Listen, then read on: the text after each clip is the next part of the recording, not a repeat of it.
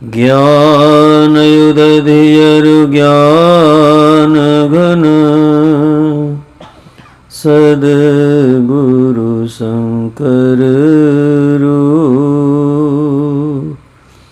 नमो नमो बहुबारही सकल सुपूजन भो।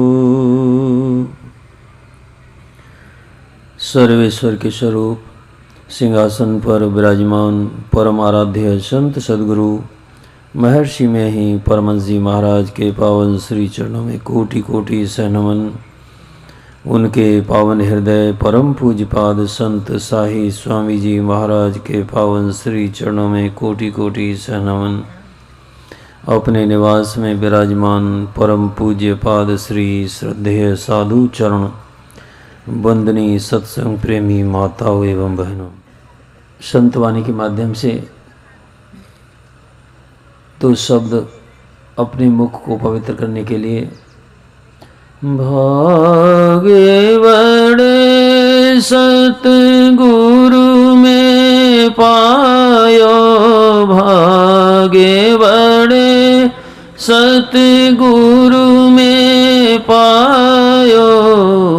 मन की दुविधा दूरी न साई, मन की दुविधा दूरी न साई।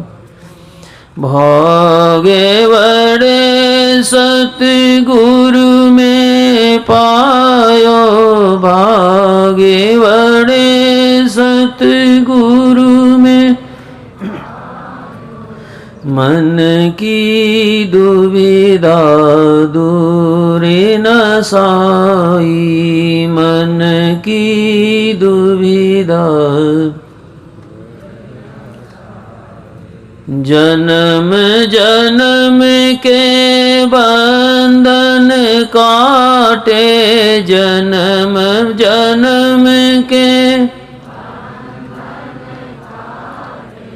84 लख त्रास मिटाई, 84 लख त्रास मिटा।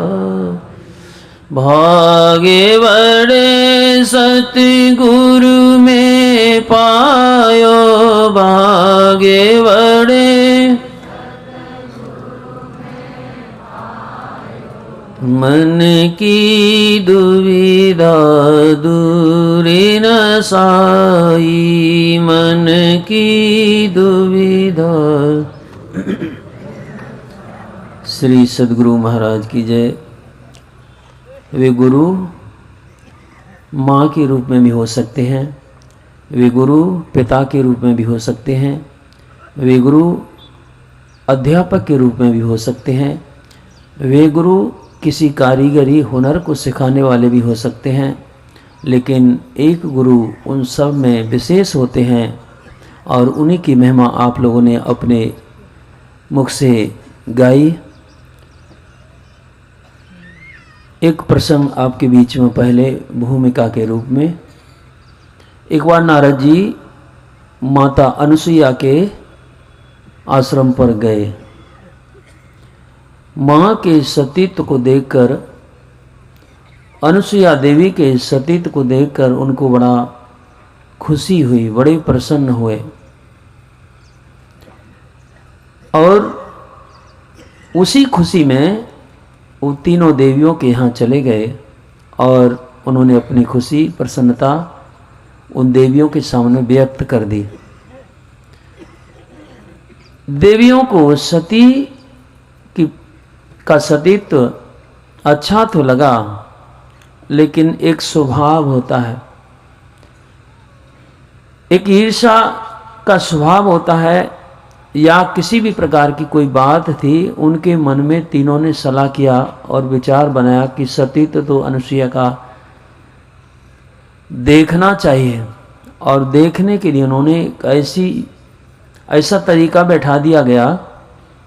उन्होंने अपने अपने पति अर्थात ब्रह्मा विष्णु महेश को तीनों को तैयार किया कि आप सती अनुसुईया के यहाँ जाकर के उनके सतीत्व की परीक्षा लीजिए। तीनों देव चले भी गए और एक एक महात्मा के रूप में उस आश्रम पर पहुंचे और भिक्षा की याचना उन्होंने कर दी। भिक्षा में उन्होंने मांग लिया कि हम आपके यहाँ भोजन तभी करेंगे जब बिना वस्त्र के आप भोजन कराएं। अब यहाँ भारत की तो परंपरा है, अतिथि देवो भव, अतिथि दरवाजे से लौट जाए, ऐसा नहीं हो सकता। माँ के सामने तो बहुत बड़ी समस्या है, लेकिन उन्होंने निदान खोज लिया और उस निदान के लिए उन्होंने कहा कि ठीक है, मैं आपके इसी प्रकार भोजन कराऊंगी। और उन्होंने जल लिया और तीनों जो साधु के वेश में थे, तीनों के ऊपर जल के छींटे मार दिए और वे तीनों ब्रह्मा विष्णु महेश तीनों बालक के रूप में परिणित हो गए। अब बालक के रूप में परिणित हो गए। माँ ने उनका आतिथ्य किया, माँ ने उनको भोजन कराया अर्थात दुग्ध पान कराया और तीनों को पालने में सुला दिया अलग अलग। जब कई दिन बीत गए तो इधर देवियों को चिंता हुई कि उनके पति कहाँ चले गए, अब क्या होगा। नारद जी से पूछा कि अब तो आप ही लोग जाइए और कोई उनको नहीं ला सकता है, वो तो देवी के यहाँ बालक के रूप में वही आनंद मग्न है। अब तीनों देवियाँ चलीं और माँ सती को प्रणाम करना पड़ा। प्रणाम करने के बाद अब तो माँ कह देती है कि तुम अपने अपने पति को ले लो। अब देवियाँ नहीं पहचान पाती हैं कि उनके पति कौन कौन है। और आखिर में माँ अनुसुईया से तीनों देवियों ने क्षमा मांगी। और अंतिम बात क्या हुई, बात यह हुई कि तीनों देव अपने रूप में आए और माँ को एक रूप बन करके ब्रह्मा विष्णु महेश का एक अवतार अर्थात दत्तात्रेय भगवान का रूप बना करके वो माँ अनुसुईया की सेवा में अर्थात उनके पुत्र रूप में हुए। तो यहाँ कथा क्या कहती है, कथा कहती है भगवान दत्तात्रेय तीन देवों की एक शक्ति। और वो प्रसंग आप लोग जानते होंगे, भगवान दत्तात्रेय के 24 गुरु होते थे। यहाँ यही प्रसंग में समझना है कि तीनों शक्ति एक शरीर में होने के बाद भी 24 गुरुओं से जाकर के शिक्षा उन्होंने ग्रहण की। और उसमें कितने कितने कैसे कैसे हैं वो आप लोग कथा में कभी कभी सुनते होंगे, जानते होंगे। उन्होंने जिससे भी शिक्षा सीखी वो गुरु के रूप में उन्होंने उसको स्वीकार किया। और अध्यात्म के गुरु भगवान दत्तात्रेय बने जब उन्होंने 24 जगह से शिक्षाओं को सीखा। अर्थात जानने की बात ये जीवन में एक स्वाभाविक है, ये स्वाभाविक तरीका लगा है। दुर्लभो विषय त्यागो दुर्लभम तत्वदर्शनम दुर्लभा सहजावस्था सद्गुरु करुणा बिना। बिना सद्गुरु की कृपा के वह ब्रह्म तत्व का दर्शन विषय त्याग होना ये बहुत मुश्किल बात है, ऐसा होता ही नहीं है। गोस्वामी तुलसीदास जी महाराज कहते हैं, गुरु बिन भव निधि तरय न कोई जो विरंच शंकर सम होई। बिना गुरु की कृपा पाए नहीं जीवन उधार। बिना गुरु की कृपा पाए नहीं जीवन उधार है। गुरु निज भेद बतलावे सुरति को राह दर्शावे। क्या करते हैं गुरुदेव?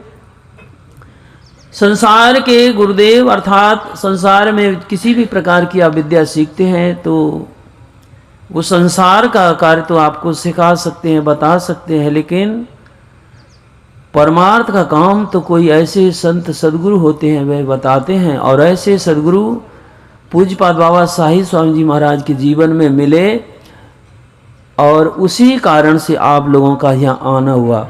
यहाँ बहुत बच्चों का जन्म हुआ है, पहले से होता रहा है और आगे होता भी रहेगा, लेकिन जो गुरु की शरण में चले जाते हैं वो कितने कीमती हो जाते हैं आप लोग समझ सकते हैं। तो पहले सीखना चाहिए, समझना चाहिए, और सीख करके कोई काम करते हैं तो वह काम आसान हो जाता है। तो पहले अपने आप की पता, समय हो गया क्या? पहले अपने आप की पता ऐसे ही नहीं लगता है।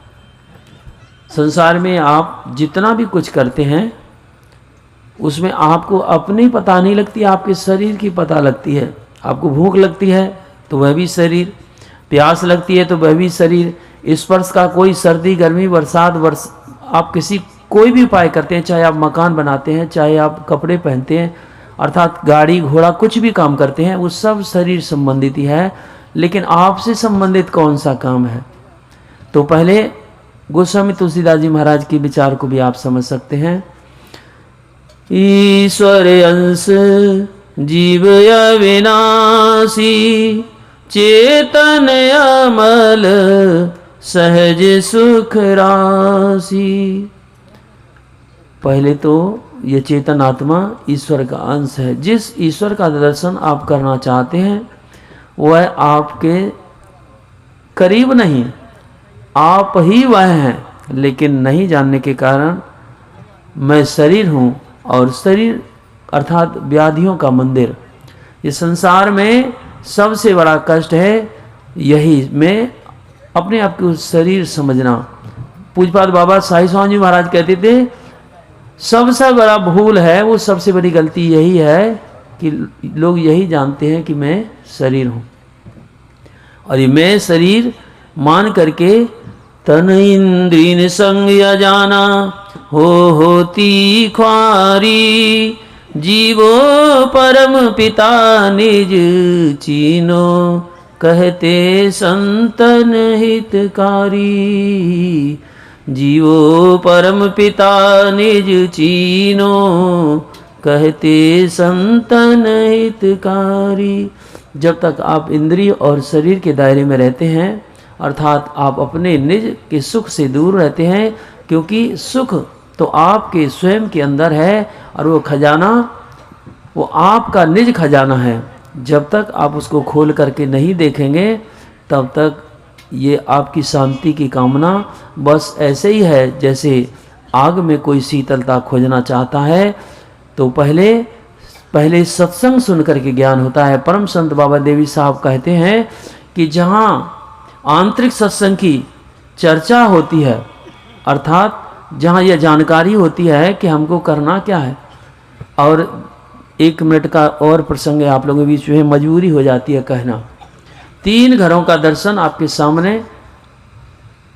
एक घर के मालिक घर से बाहर गए और वहाँ से धूप में लौटे। जैसे ही घर के दरवाजे पर घुसते हैं तो वहाँ उनकी पत्नी पुत्र बेटे बेटी कोई भी जल लेकर के तैयार है। एक घर का दर्शन। दूसरे घर का दर्शन, मालिक पसीना पसीना बाहर से लौटे, उन्होंने घर में आवाज़ दी, पुत्र पुत्री बेटी पत्नी कोई भी जल लेकर के आ गया। और एक तीसरे घर का दर्शन, मालिक घर से बाहर से लौटकर आए, पसीना पसीना है, उन्होंने घर में आवाज़ दी, ना तो जल आया ना आवाज़ आई और ना ही कोई निकल कर के आया। कौन सा घर पसंद है आपको? पहला, दूसरा, तीसरा घर तो कोई व्यक्ति पसंद नहीं करता होगा। तो जब आप तीसरा घर पसंद नहीं करते हैं तो ये बात निश्चित करती है कि हम अपनी पीढ़ी को क्या संस्कार दे रहे हैं। यदि संस्कार मलिन होता है तो आपका कुछ भी आगे काम चलने वाला नहीं है। आपका सबसे पहला काम क्या है? परम संत बाबा देवी साहब कहते हैं कि बड़ों की जिम्मेदारी है छोटों की देखरेख करना। बड़े लोग यदि छोटों को की देखरेख नहीं करेंगे तो आप किसी भी कल्पना को भूल जाइए। संस्कार विहीन कोई भी अध्यात्म मार्ग पर नहीं चल सकता है। तो पहले हम अपनी संस्कृति, जो देव संस्कृति भारत में मिली है, वो संस्कृति को जीवित रखने का एक कदम आप लोग जरूर उठाइए। और वह कदम सबसे पहले शुरू होता है घर से। प्रातःकाले उठ के रघुनाथा, मात पिता गुरु नावै माथा। ये संस्कार आपको मिला है राम की कृपा से। यदि आप अपने पुत्रों को सुबह जग करके सबसे पहला काम यही बताते हैं तो आप बहुत बड़ा काम कर सकते हैं। यही थोड़ा सा आप लोगों की सेवा में निवेदन किया गया। श्री सद्गुरु महाराज की जय।